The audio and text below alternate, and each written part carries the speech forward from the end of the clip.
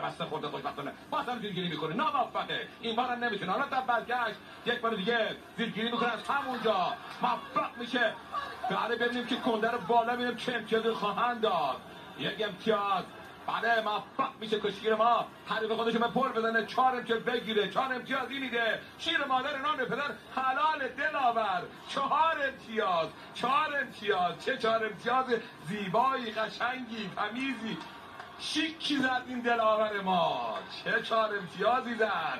1 امتیاز برای تیلور، 4 امتیاز برای کشتیگیر ما در نظر گرفته میشه. حالا اعتراض میکنن امریکایی‌ها، تقاضا چالش میکنن.